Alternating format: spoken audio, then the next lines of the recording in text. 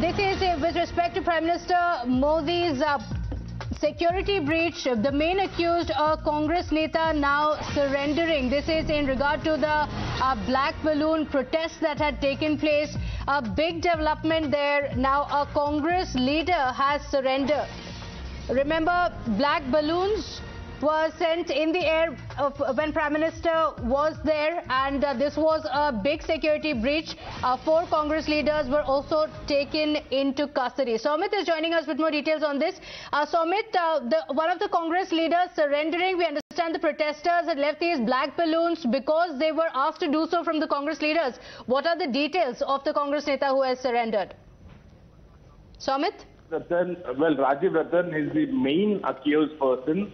Was booked by the Gannavaram police actually on the Prime Minister visit day. Prime Minister has visited Andhra Pradesh after he has completed National Executive Committee meeting here in Hyderabad city. He went to Gannavaram airport, and then his chopper took off from there, and he was actually unveiling a statue there along with the chief minister. At that time, Congress leaders, after everything was planned and getting instructions from the top leaders, they have brought these black balloons and released these black balloons into the air.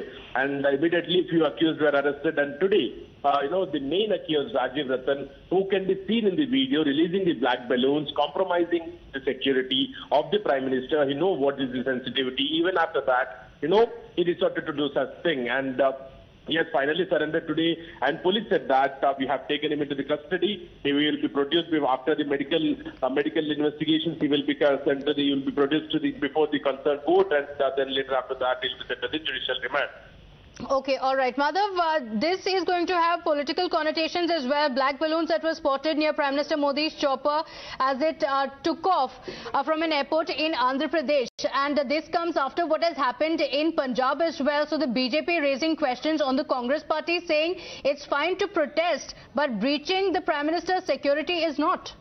Well, yes, sir, in this particular case, thankfully, it all happened just a few minutes after the Prime Minister's aircraft took off. Otherwise, of course, this would have been a bigger breach in that sense. But in any case, even if they say that it is symbolic in nature, nevertheless, it is a very serious issue. The BJP, as you rightly put it, has raised a question that protesting, of course, is one aspect, but compromising the Prime Minister's security is something that is not acceptable at all. While politically, of course, one can make a point, going ahead and doing this kind of a protest, which could in any way endanger the Prime Minister, is perhaps something that is not acceptable. This is something that has been said in the past as well by the BJP very strongly. For instance, in Punjab as well, where the Prime Minister's convoy was in some way stopped. So clearly, of course, this is a very, very sensitive political issue, as Somit has also been explaining to us. We will have to see, of course, how the fallout of this entire development comes in, with this Congress leader now himself coming out and surrendering to the police. Okay, all right. Madhav, thank you for joining us with those details. We're shifting our focus now